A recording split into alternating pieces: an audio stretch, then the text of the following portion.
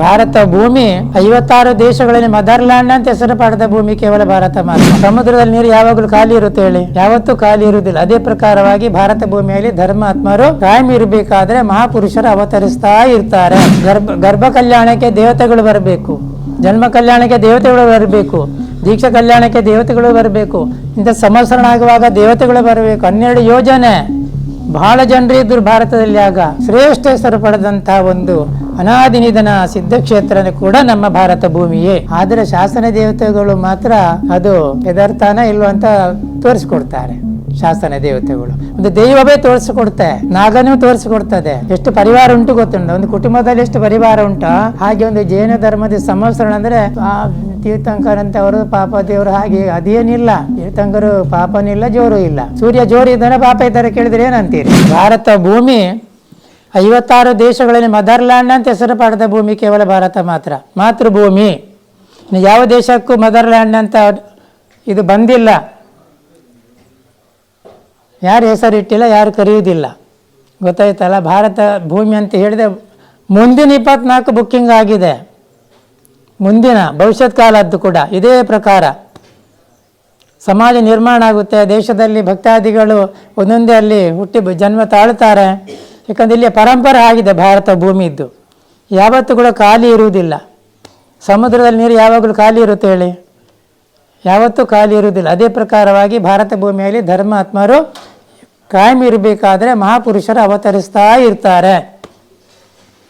ಆದ್ದರಿಂದ ಅಂತ ಯಾಕೆ ಹೇಳಿದಂದರೆ, ಅಂಥ ಈ ಒಂದು ಕ್ಷೇತ್ರದಲ್ಲಿ ಇವತ್ತು ಸ್ವಾಮಿಯನ್ನೆಲ್ಲ ಶುಭ ಮುಹೂರ್ತದಲ್ಲಿ ಅವರ ಯಾವ ಸ್ಥಾನದಲ್ಲಿ ಕೂತ್ಕೊಳ್ಬೇಕು ಆ ಸ್ಥಾನದಲ್ಲಿ ಸ್ಥಾಪನೆ ಮಾಡಿದ್ದಾರೆ. ಅದೇ ಗರ್ಭಗುಡಿ ಅಂತ ಹೇಳ್ತಾರೆ.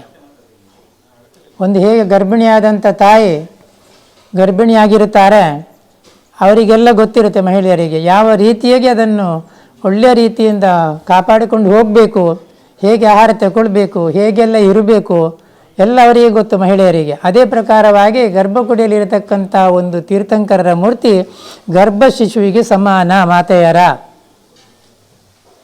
ರಾಗ ದ್ವೇಷ ಅದು ಇದು ಯಾವುದು ಇರುವುದಿಲ್ಲ. ಗೊತ್ತಾಯ್ತಲ್ಲ? ಸೋಸಿದ ನೀರಿನ ಹಾಗಿರ್ತದೆ. ಯಾರ್ದು? ಭಗವಂತನ ಒಂದು ಇಡೀ ಒಂದು ಭವಿಷ್ಯ. ಅದಕ್ಕೋಸ್ಕರ ದೇವತೆಗಳು ಬಂದೆಲ್ಲ ಅದನ್ನು ನಡೆಸ್ಕೊಡ್ತಾರೆ. ದೇವತೆಗಳು ಸ್ವರ್ಗದಲ್ಲಿ ಯಾವತ್ತೂ ಇರ್ತಾರೆ, ಅಲ್ಲಿ ಖಾಲಿ ಆಗುವುದಿಲ್ಲ. ಭಗವಂತ ಅವತರಿಸಿದಾಗ ಗರ್ಭ ಕಲ್ಯಾಣಕ್ಕೆ ದೇವತೆಗಳು ಬರಬೇಕು, ಜನ್ಮ ಕಲ್ಯಾಣಕ್ಕೆ ದೇವತೆಗಳು ಬರಬೇಕು, ದೀಕ್ಷಾ ಕಲ್ಯಾಣಕ್ಕೆ ದೇವತೆಗಳು ಬರಬೇಕು, ಇಂಥ ಸಂವತ್ಸರಣ ಆಗುವಾಗ ದೇವತೆಗಳು ಬರಬೇಕು. 12 ಯೋಜನೆ ಬಹಳ ಜನರು ಇದ್ದರು ಭಾರತದಲ್ಲಿ. ಆಗ ಕೋಟಿ ಕೋಟಿ ಜನರಿದ್ರು. 12 ಯೋಜನೆ ಈಗಿನ ಯೋಜನೆ ಆಗಿನ ಕಾಲದ ಮೆಜರ್ಮೆಂಟ್ ಅದು ಲೆಕ್ಕ. 12 ಯೋಜನೆ ಅಂದರೆ ಯಾಕೆ ಹೇಳಿದೆ ಅಂದರೆ, ಆ ರೀತಿ ನಮ್ಮ ಭಾರತ ಭೂಮಿ ಸಾಮಾನ್ಯ ಅಲ್ಲ. ಅದು ಇಡೀ ಹೇಳಿದಲ್ಲ 56 ದೇಶಗಳಲ್ಲಿ ಶ್ರೇಷ್ಠ ಹೆಸರು ಪಡೆದಂಥ ಒಂದು ಅನಾದಿ ನಿಧನ ಸಿದ್ಧಕ್ಷೇತ್ರ ಕೂಡ ನಮ್ಮ ಭಾರತ ಭೂಮಿಯೇ. ಮದರ್ಲ್ಯಾಂಡ್, ಮಾತೃಭೂಮಿ. ಹಾಗೆ ಅಂತಹ ಪವಿತ್ರ ಭೂಮಿ ಇಲ್ಲಿ ಕೂಡ ಒಂದು ಆದಿನಾಥ ಸ್ವಾಮಿಯ ಪೂರ್ವಜರೆಲ್ಲ ಬೇಕಂತ ಹೇಳಿ ಮಾಡಿದ್ರೆ ಎಲ್ಲ ಕಾಲಾಂತರ ಪರಿವರ್ತನೆ ಆಗ್ತಾ ಹೋದ ಹಾಗೆ ಪರಿವರ್ತನೆ ಆಯಿತು. ಮತ್ತು ಎಲ್ಲ ಸ್ವಲ್ಪ ಏನೋ ಏರುಪೇರಾಗಿ ದೇವರು ಇಲ್ಲ ಆಯಿತು ಮತ್ತೆ ಅಲ್ವಾ? ಏನು ಆಗ್ತದೆಲ್ಲ ಕೆಲವು ಏರುಪೇರು, ಪಂಚಮ ಕಾಲ ಅಲ್ವಾ?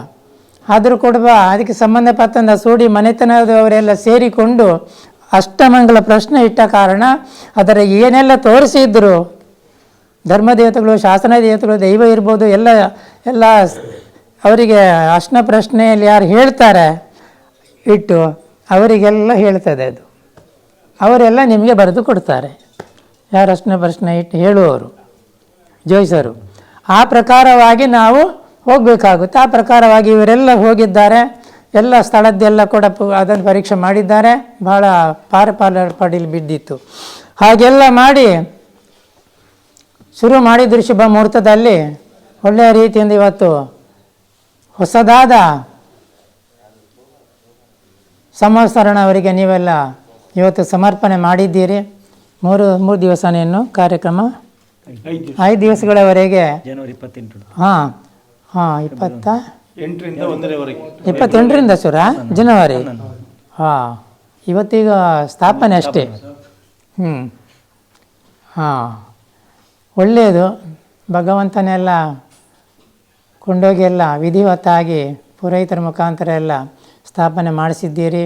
ನಾವು ನೀವೆಲ್ಲ ಸೇರಿದ್ದೇವೆ. ಯಾಕೆಂತ ಹೇಳಿದರೆ ಬಹಳ ದೊಡ್ಡದು ಧರ್ಮ ಸ್ಥಾಪನೆ. ಎಷ್ಟು ವರ್ಷಗಳಿಂದ ಆ ಸಾನ್ನಿಧ್ಯ ಕಾಯ್ತಿತ್ತು ಗೊತ್ತಿಲ್ಲ, ನಿಮಗೆ ಗೊತ್ತದು. ಅದರಿಂದ ಅಂಥ ಪವಿತ್ರ ಈ ಒಂದು ಆದಿನಾಥ ತೀರ್ಥಂಕರರ ಮೊದಲ ತೀರ್ಥಂಕರರ ಒಂದು ಸಾನ್ನಿಧ್ಯ ಇಲ್ಲಿ ಮೂರ್ತಿ ರೂಪದಲ್ಲಿ ಎಲ್ಲ ಪುನರಪಿ ಇವತ್ತು ನೀವೆಲ್ಲ ಗರ್ಭಗುಡಿಯಲ್ಲಿ ವಿಧಿವತ್ತಾಗಿ ಶುದ್ಧೀಕರಣ ಮಾಡಿ ಸ್ಥಾಪನೆ ಮಾಡಿದ್ದೀರಿ. ಇದರಿಂದ ಇನ್ನು ಬಹಳಷ್ಟು ಇಲ್ಲಿ ಪ್ರಭಾವನೆ ಆಗುತ್ತದೆ. ಭಾಳಷ್ಟು ಶಾಸನ ದೇವತೆಗಳು ನಿಮ್ಮಿಂದ ಏನೇನೋ ಮಾಡಿಸ್ಕೊಳ್ತಾರೆ ಇನ್ನು ಮುಂದೆ ನೋಡಿ. ಯಾಕಂದರೆ ಈಗ ಖುಷಿಯಲ್ಲಿದ್ದಾರೆ, ಅವರು ಕಾಯ್ತಾ ಇದ್ದರು ಎಷ್ಟು ವರ್ಷ ಅಂತ ನಿಮಗೆ ಗೊತ್ತದು.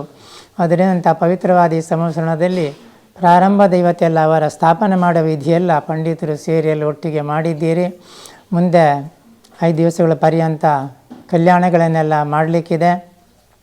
ಅದೆಲ್ಲವನ್ನು ಹೀಗೆ ಬಂದ ಹಾಗೆ ನೀವೆಲ್ಲರೂ ಸೇರಿಕೊಂಡು ಒಗ್ಗಟ್ಟಿನಿಂದ ಅದನ್ನು ನಡೆಸಿಕೊಡ್ಬೇಕು. ನಾವು ನೀವೇ ಮಾಡಿ ನಾವು ನೀವೇ ನೋಡಬೇಕಾಗಿದೆ ಆ ವೈಭವ. ಶಾಸನ ದೇವತೆಗಳಂತೂ ಪರೋಕ್ಷವಾಗಿ ನೋಡುತ್ತಾರೆ, ಪ್ರತ್ಯಕ್ಷವಾಗಿ ಅವರು ಬರುವುದಿಲ್ಲ. ಅದರಿಂದ ಯಾವುದನ್ನು ಕಳ್ಕೊಂಡ್ರೂ ನಾವು ಪುನಃ ಸಂಪಾದನೆ ಮಾಡ್ಬೋದು. ಮನೆ ಇರ್ಬೋದು, ಮಠ ಇರ್ಬೋದು, ಯಾವುದಿರ್ಬೋದು.